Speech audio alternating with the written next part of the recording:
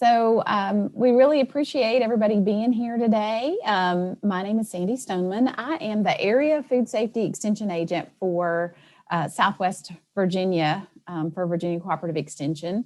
And I do a lot of different types of food safety, but one of the things that I get to do is work with growers and do food safety on the farm for all types of produce growers. And so I've had the opportunity to work with Ashley here, and we work together a lot on this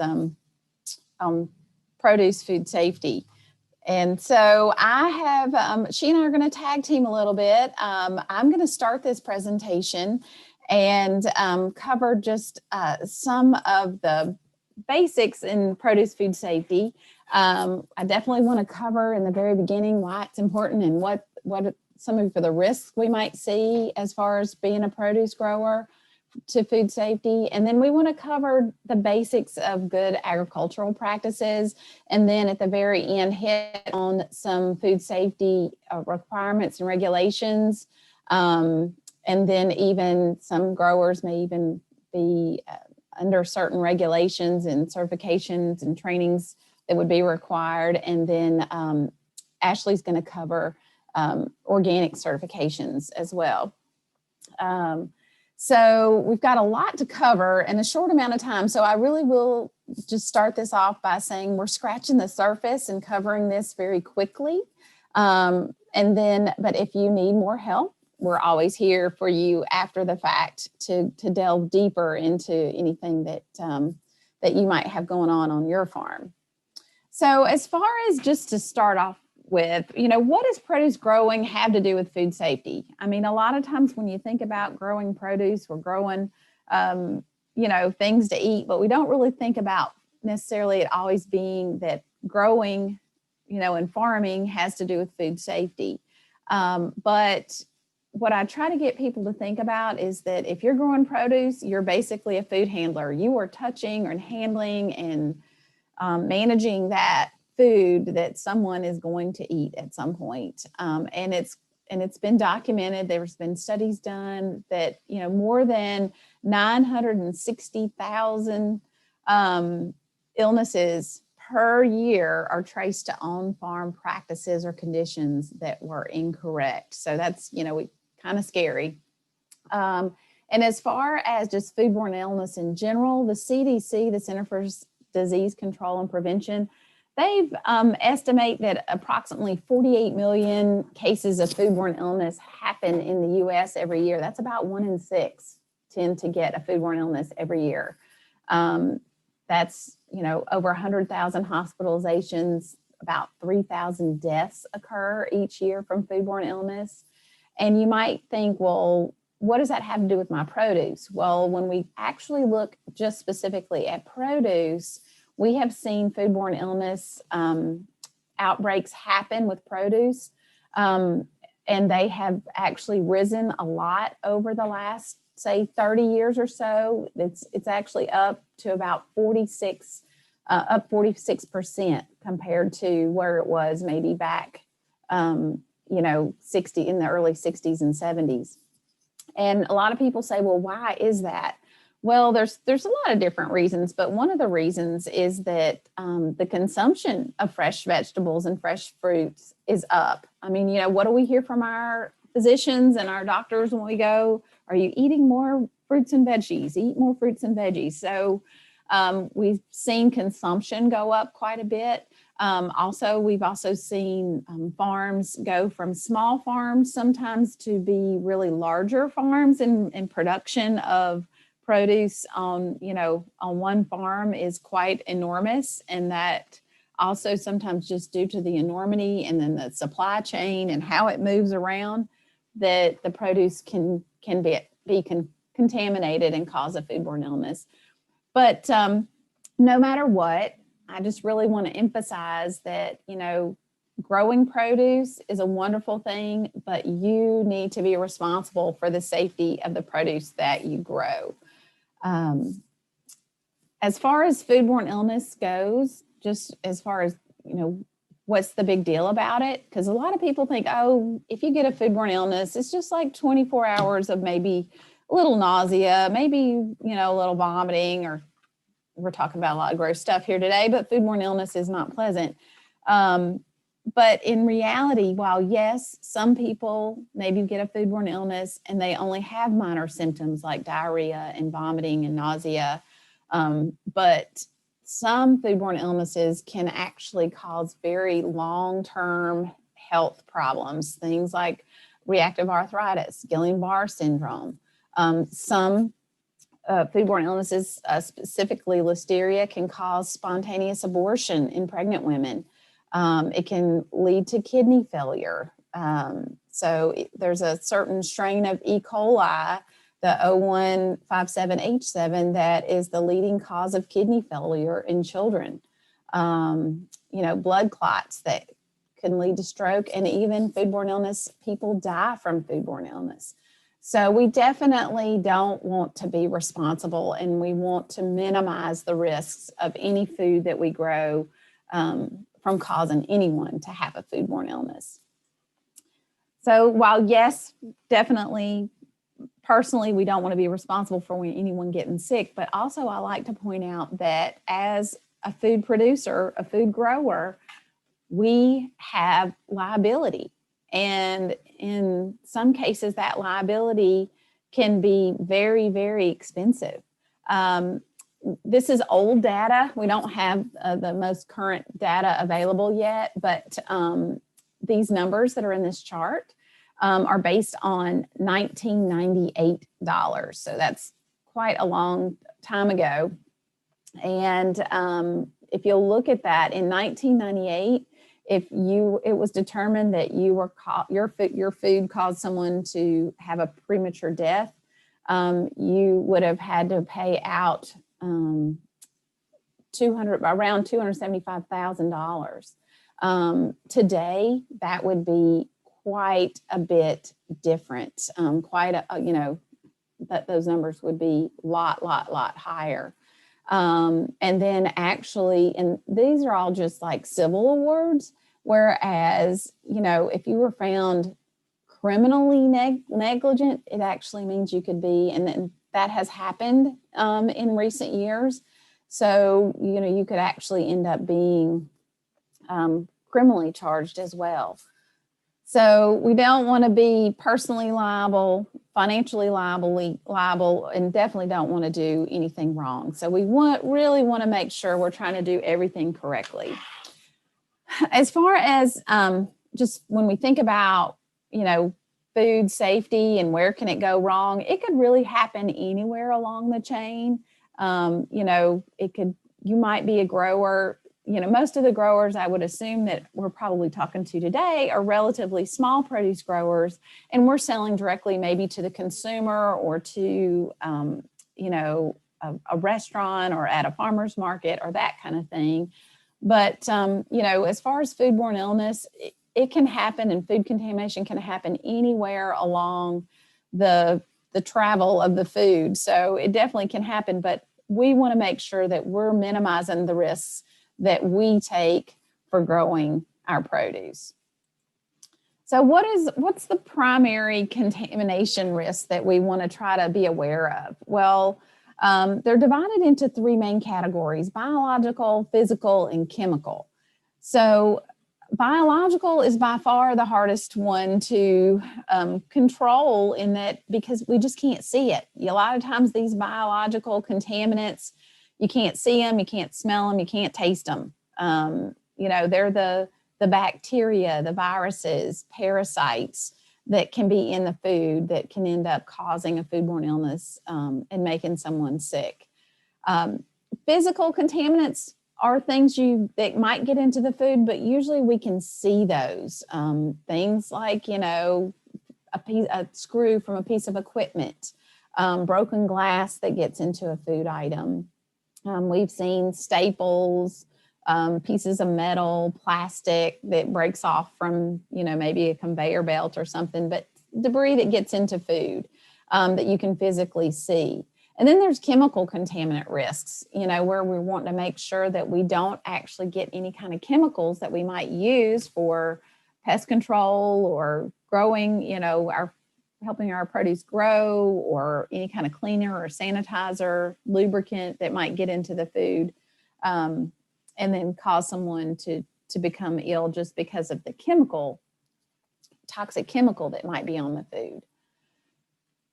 So especially the problem that really seems to give people the most trouble is the biological contaminants. And the problem with biological contaminants is that once your produce is contaminated, it's really, really hard to remove the contamination. If you think about produce, you may not really think about it, but produce, and especially, plants, can have openings on the leaves, especially when we're talking about lettuce and that kind of thing. They have holes or openings in their leaves that allow for gas exchange. And so this is a good thing. But the problem is that if, like water, if you notice those water droplets there, if contaminated water gets onto the plant, then that contamination can then get into the plant and then be difficult, if not impossible, to remove. As far as other types of contamination that we see, the stem scars, a lot have been known that contamination can infiltrate the produce through the stem scar. You can imagine on this cantaloupe, that's going to be very difficult to wash with, and you might not think about it, but these little microscopic pathogens can hide down in the netting of the cantaloupe and be very difficult to wash off or remove. And then once you cut it, you've just introduced all those pathogens into the cantaloupe. And there's been, one of the examples that we know that happened with cantaloupe, a large outbreak with the Jensen farm. I think it was probably close to, it was over 20 years ago, I believe, if I'm correct in my dates, but they had cantaloupes that were contaminated, and those cantaloupes got contaminated because their trailer that they were using, or one of the factors was that the trailer that they were using, they used to haul animals as well as their cantaloupes. And so they believe that a lot of the cantaloupes got contaminated with fecal matter because the trailer that they were using to transport the produce was not properly cleaned before using it for produce.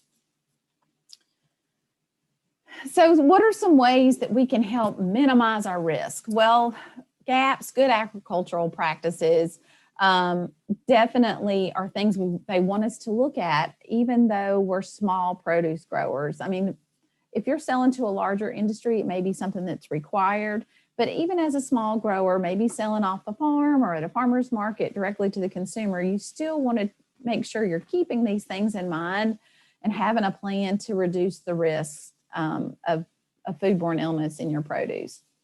So we look at all the different stages in the produce growing, from the production, the actually growing part, to the harvest, to post-harvest, even thinking about how we're going to transport that product, and then where we're going to sell it. And so some of the areas that we're going to really talk about today are making sure that we know what we need to do for worker training, proper employee health and hygiene.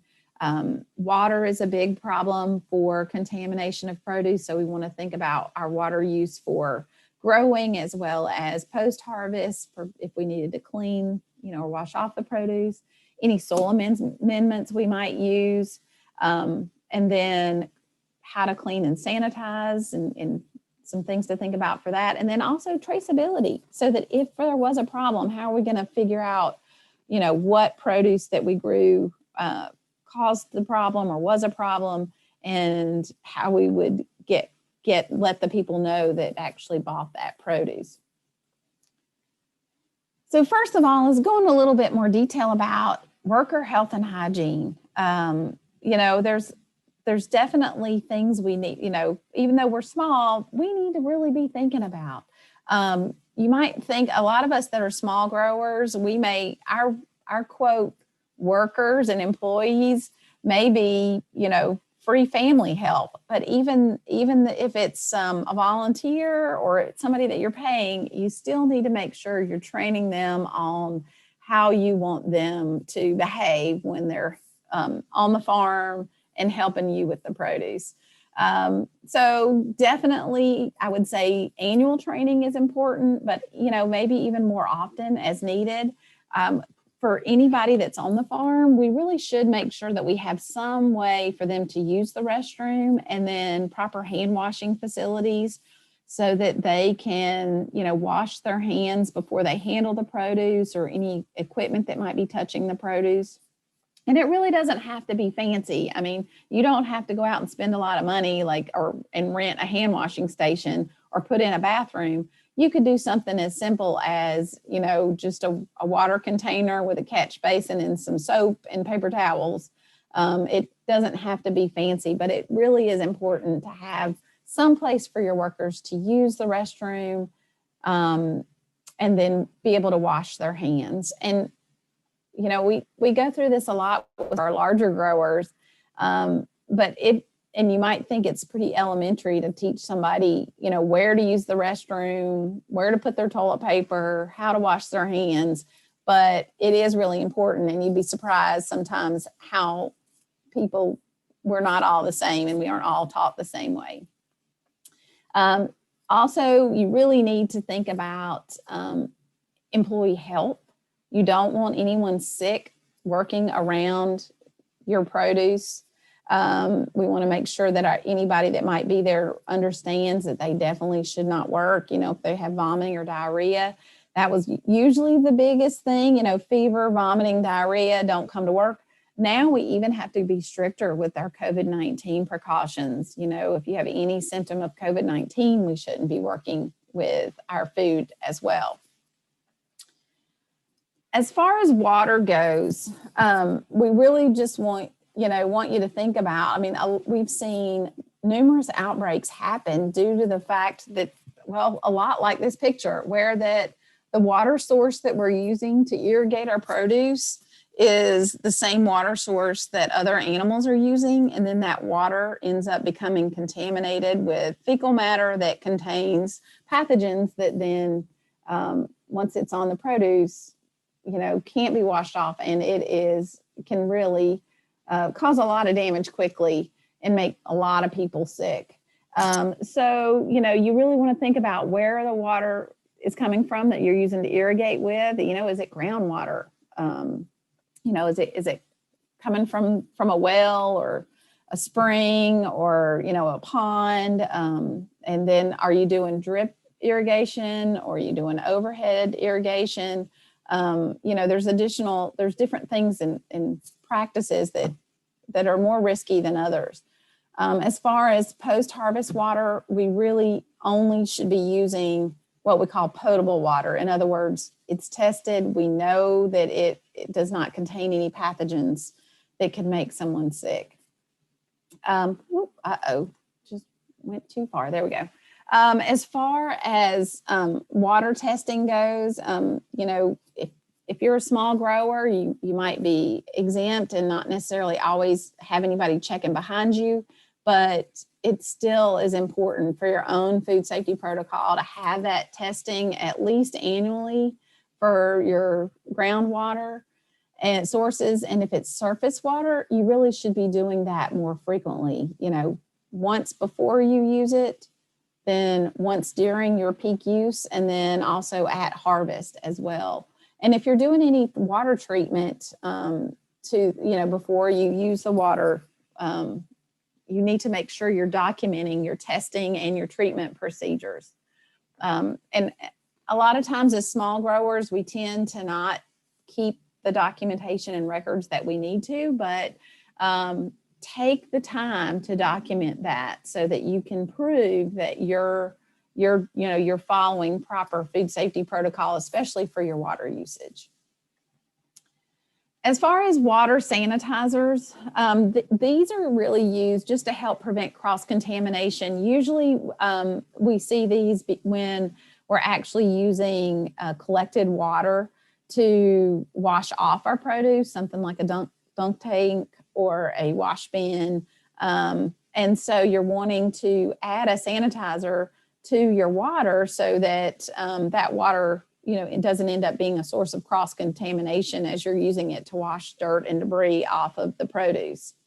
Chlorine is probably, which is just bleach, is usually the most common sanitizer that and it's very cost effective because it's inexpensive, but chlorine does become bound up or ineffective pretty quickly as you're washing produce because the organic matter, the soil, ends up binding to the chlorine and causes it to become ineffective pretty quickly. And then also, the pH, you got to monitor pH or it will become ineffective. And then it can be very corrosive to your equipment as well. Peracetic acid or the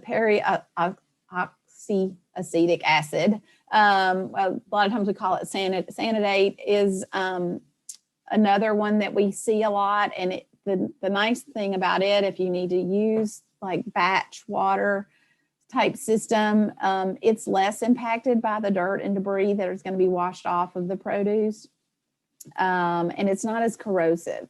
But it's really important for no matter what type of sanitizer, if you're going to need to add sanitizer to your batch water, to have the proper test kit, test strips, so that you can make sure that it's at the right strength and test it periodically as you're using it. And then, of course, as it gets dirty, you'll need to switch it out frequently.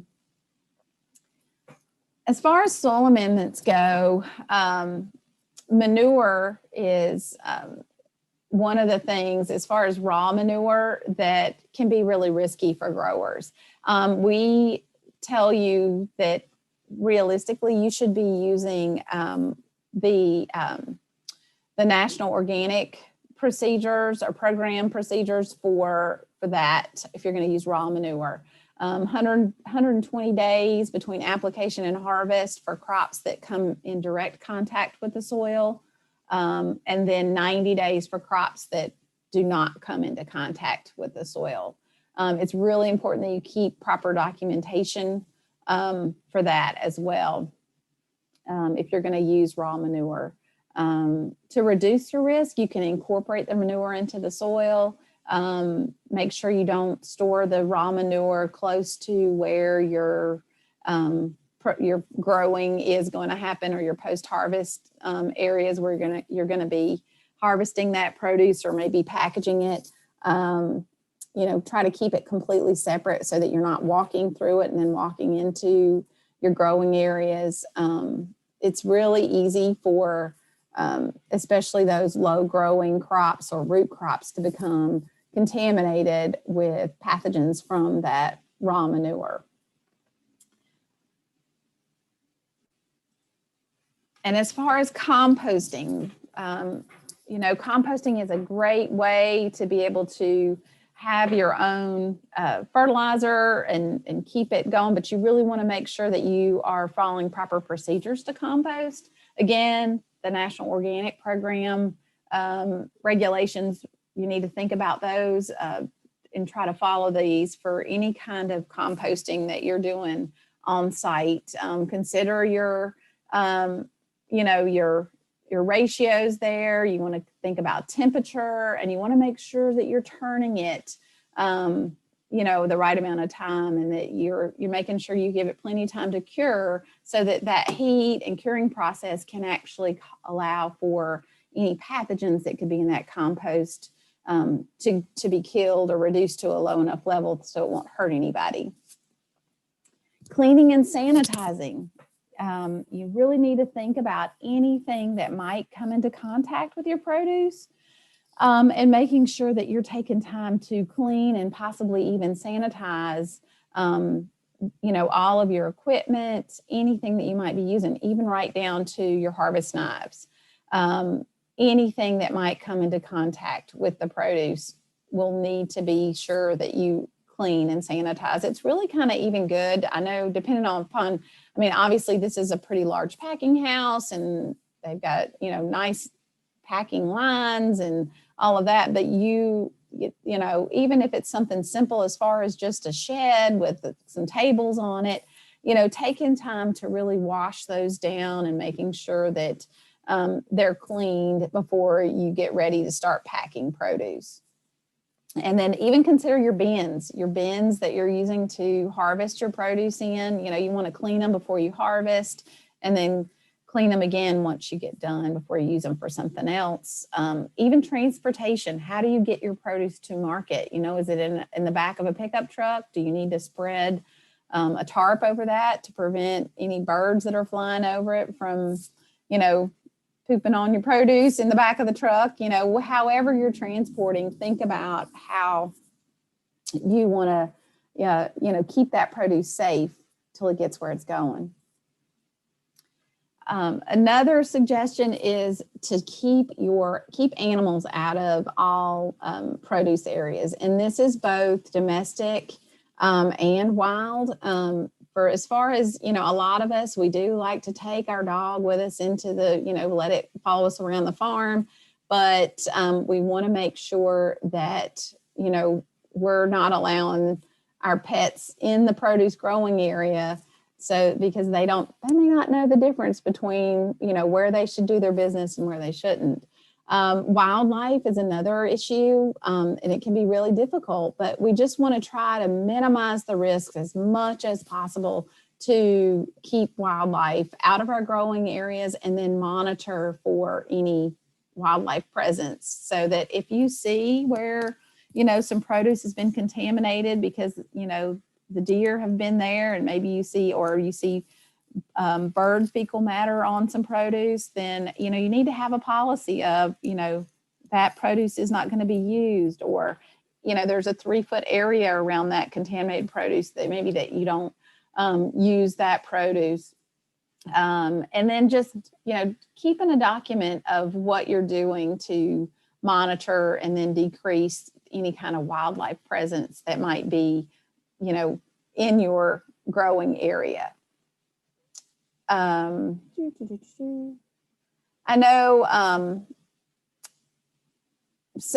when they talk about co-management here, some growers have really gone to extreme to try to keep wildlife out of their produce growing areas. And many times we might even have, a growing area in a bottom that's close to a creek or a stream. And so it's very difficult. You can't put up a fence. It's very difficult to keep things out of the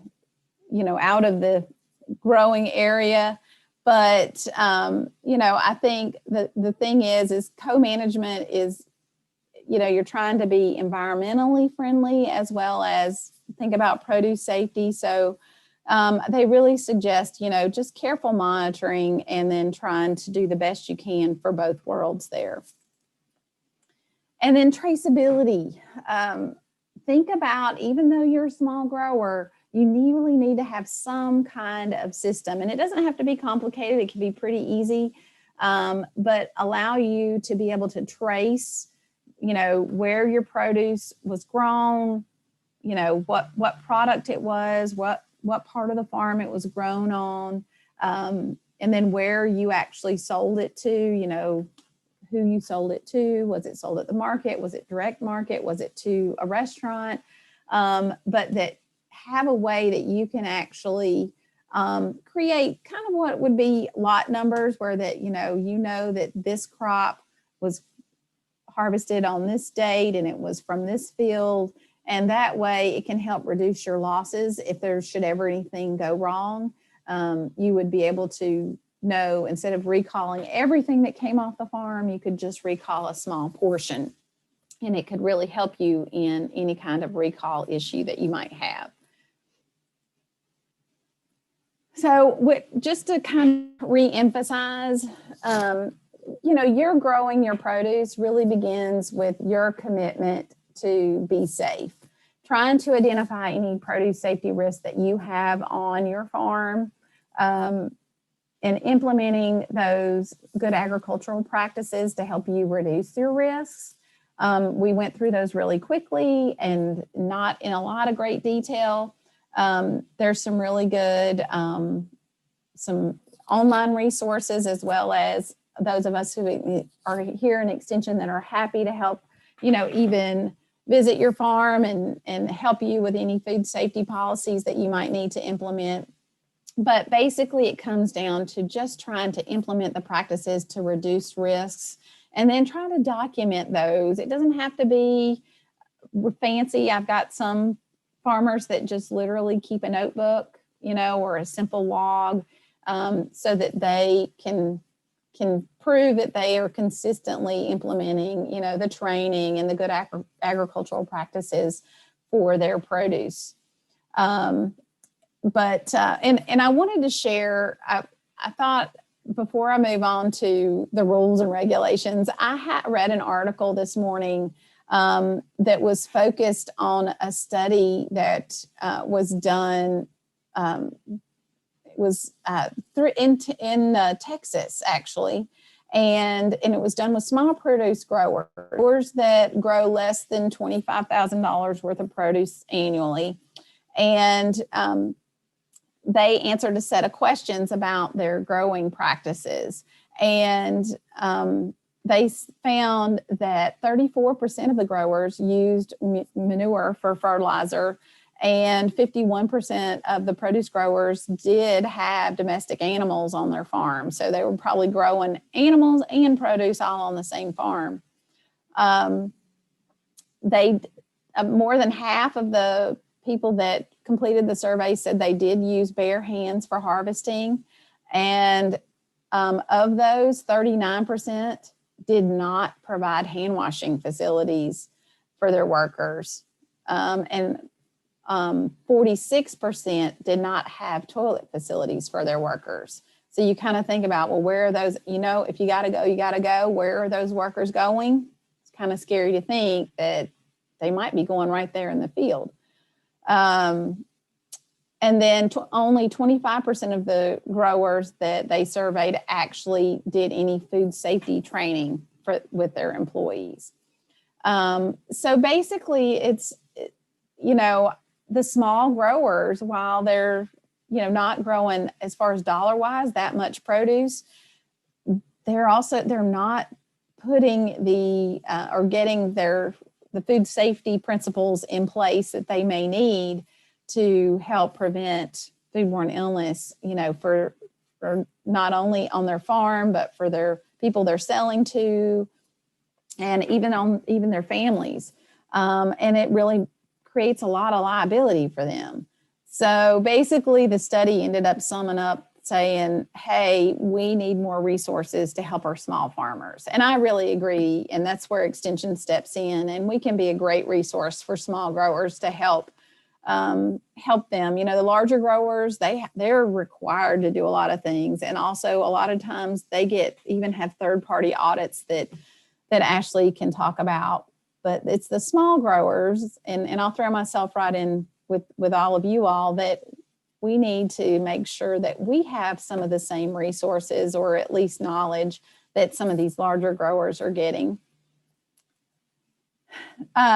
So let me jump back in here and get to the right place, and I can move on. So we've just really quickly covered a lot about how to minimize our risks using good agricultural practices. And while everything we've talked about pretty much at this point, because we're small growers, it's all voluntary. But by implementing it, we can really reduce our risks. So let's talk about, well, what are things that might be mandatory? In other words, what are the regulations that we might be required to follow instead of it just being voluntary? So it's a tangled web that we weave, and it definitely can feel like a maze. So that's why we're here to help you. And we're just going to quickly cover a couple of the agencies that maybe you need to be aware of, depending upon where you're selling your produce and what you're doing with it. So we're going to talk about just like farmers market type food safety policies and requirements. We're definitely going to talk about state food safety regulations and when those might affect you. And then Ashley's going to jump in and talk about some federal food safety regulations that are now in place, and then some other things that you might want to consider, like organic and different types of certifications that you might be interested in. So as far as just farmers markets, what I will say, farmers markets, every one of them can be very, very different. And I work with a lot of different farmers markets here in Southwest Virginia, and it really is true. Every market is different. Some are much more relaxed and don't have a whole lot of policies, and others are very detailed and very organized and are very strict. So you really want to make sure that whatever farmers market that you might be interested in, that you really take a look and read through their policies and requirements so that you're not surprised once you get there. It's also very important to be able to talk about and tell people what your own farm food safety practices are. And that's not only so that you can inform the market manager that might be approving your application, but also even the customers to help them understand the lengths that you go as a grower to keep their produce safe and fresh and the best possible that you can give them. You definitely want to think about too, some markets are so strict that they even have specific ways that you can set up your market or your stand, and the signage that you're required to have.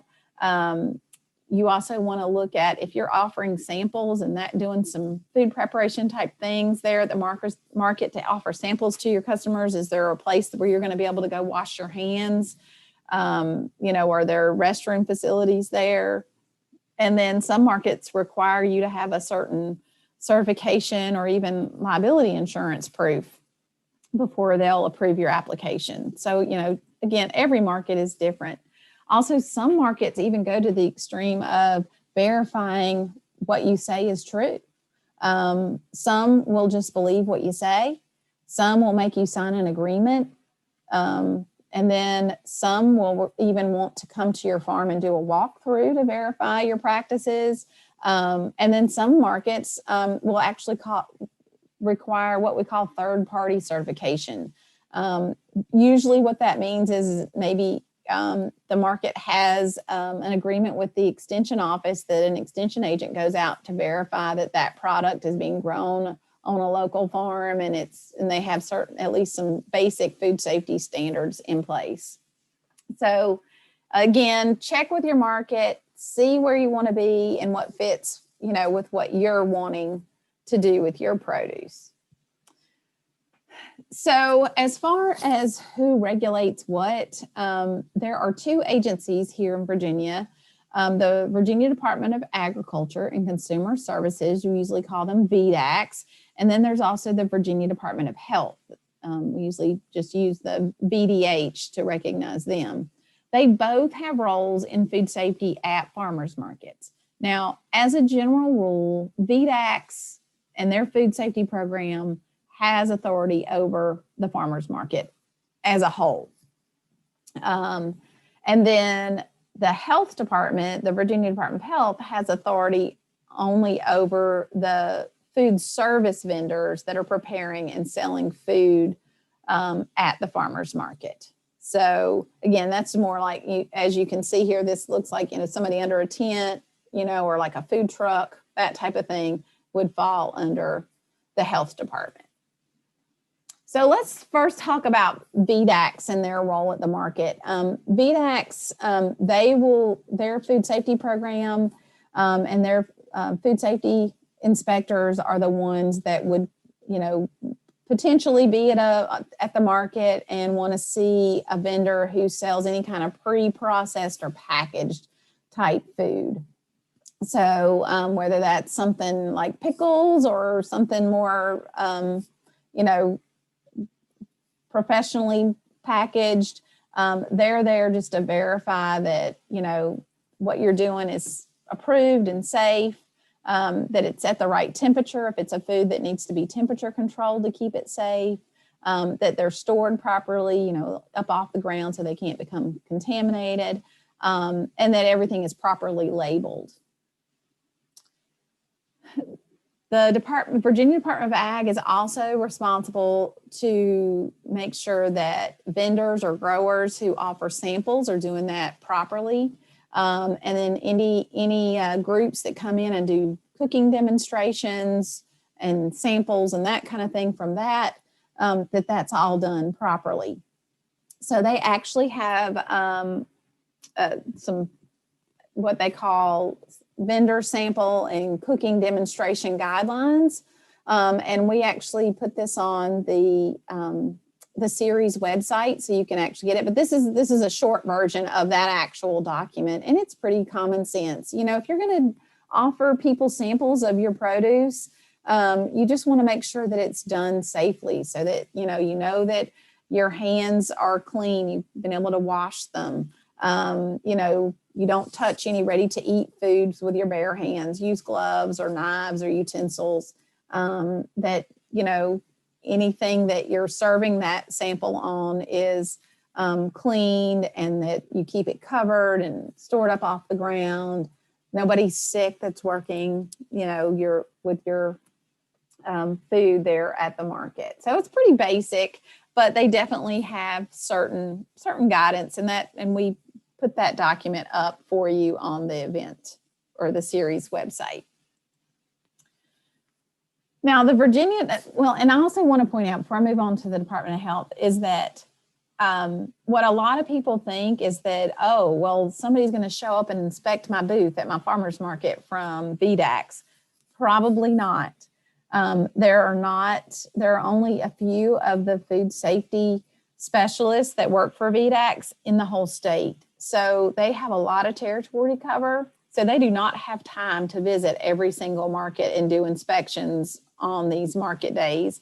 Most likely, they will only arrive or show up if there's a problem or there's been a complaint or something like that. Otherwise,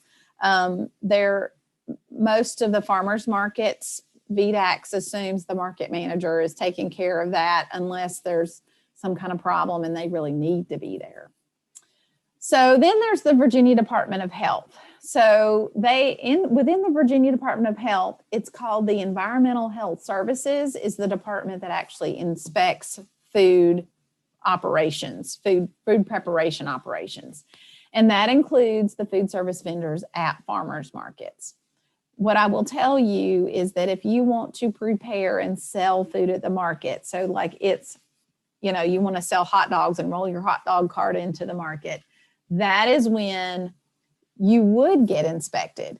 And most likely somebody from the health department, an environmental health specialist, will show up and do an inspection of your, what you're selling there at the market. You're actually required to apply for a permit, a temporary food permit, and follow their proper regulations and be prepared to, be inspected. If that's something you're interested in, it's a little more involved. It's not necessarily really complicated, but it is more involved than just handing out samples, which falls under VDACs. So it's something that maybe you would want to give me a shout and let me help you step through some of those hoops to get you going in the right direction for that. This is where I'm going to stop sharing, and I'm going to hand it over to Ashley because she's going to talk about the federal food safety regulation. I'm going to take over now and give a little bit of background on the federal regulation that came into play in 2011. It's actually the Food Safety Modernization Act is the name for it. The specific rule within that will affect produce growers is known as the Produce Safety Rule. For smaller growers that you may or may not be affected by this, And I have in our resources a larger version of this guide that you see on the right, the colored chart. But essentially, this is a food safety reform that's basically the largest we've seen in 70-something years in our country. The goal of the Food Safety Modernization Act is similar to like what we've been saying the whole time, is really to prevent foodborne illness. It's not meant to be a reactive program. So your question would then be, well, am I or am I not going to be affected by this? Well, to determine if you are going to be covered, you need to start by identifying the amount of produce sales that you are selling. If you are selling less than $25,000 annually, you will be exempt from this rule. That does not mean that you would be exempt from food safety. So all of the topics and good agricultural practices that we recommend you follow, that Sandy just covered, all of that still, should be a key part of your operation. But you would not be covered by this federal rule if you are selling under $25,000 worth of produce annually. Above that, there's kind of a decision tree type chart here that can help determine whether or not you would be qualified exempt or just covered. Qualified exempt can depend on who it is that you're selling the majority of your produce to.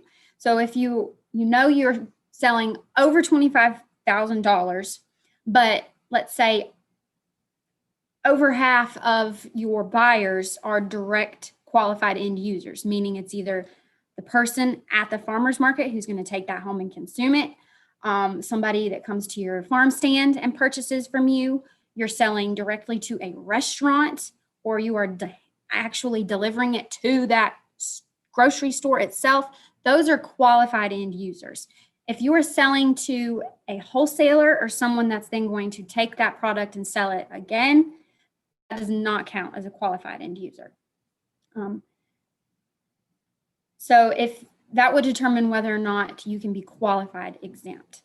Again, I've mentioned if you are exempt, it doesn't mean that you are exempt from food safety. It just means that you don't have to comply with the rule.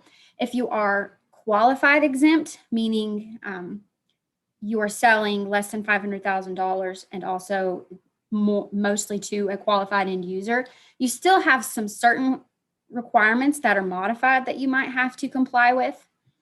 And I'm going to mention those here. They're mainly some labeling requirements. If you're a qualified exempt, you still have to, at your farm stand or wherever, have to prominently and conspicuously display at the point of purchase the name and complete business address of the farm where the produce was grown, some way on a label, a poster, a sign. You see on these pictures some examples, just somewhere so that the consumer knows where that product came from. Reducing risks are still always going to be your responsibility, regardless of where you fall on the Food Safety Modernization Act's produce safety rule. I know this can, in the time that we have on this presentation, seem kind of confusing. So that's really where extension comes into play. With all of our trainings, we do extensive trainings on this. And specifically, if you were to have to comply with the rule, your compliance dates would have, regardless of farm size, been into play already. So there is a specific training that you would have to complete to satisfy all of the requirements. And extension, we've been really key in putting this training together and helping get growers signed up to have it. So if you have further questions on this, I know it can be a little overwhelming. I did just want to mention it. Please reach out to either me or Sandy, your local extension agent. There's lots of us across the state who are certified trainers for this and can answer your questions on the produce safety rule and help make sure that you know where you stand and how to be in compliance. So that is the federal regulation. I did want to point out also some that we tend to call voluntary. Most people, you will be familiar with GAP certification. This is a program that is ran through the United States Department of Agriculture. And this is one that, like Sandy mentioned, we would call a third-party audit. So how do you know if you have to have this or not? It's really dependent on your buyer. So specifically, if you're trying to sell in a wholesale market and you're looking to reach out to these buyers, they're going to say, well, in order for me to purchase from you, I would need to have for you to show me your certificate that you've passed a third-party audit, such as GAP, or Good Agricultural Practices. GAP is kind of the baseline as far as its requirements and level of difficulty to achieve. It basically covers all of these topics that we just mentioned in the prior presentation. And, it's hugely dependent on buyer requirements. As you can move up in the levels of, I guess you can say, difficulty, there will be more requirements for each audit scheme. So I would say GAP is your baseline, and then you can have harmonized GAP, which just has a few more requirements, some risk assessments that they require that you have to complete.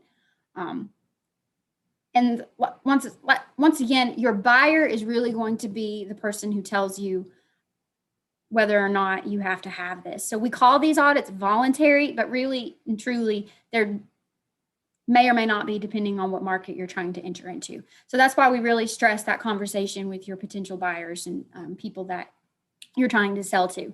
As you see on this chart here, most of the time, if you're doing a direct market approach, like selling farmers markets or direct to consumers, they're not going to require you to have a certification most often, but they may, like Sandy said, be really interested in your practices. So you would just have to be able to have that conversation with them and tell them what you're doing.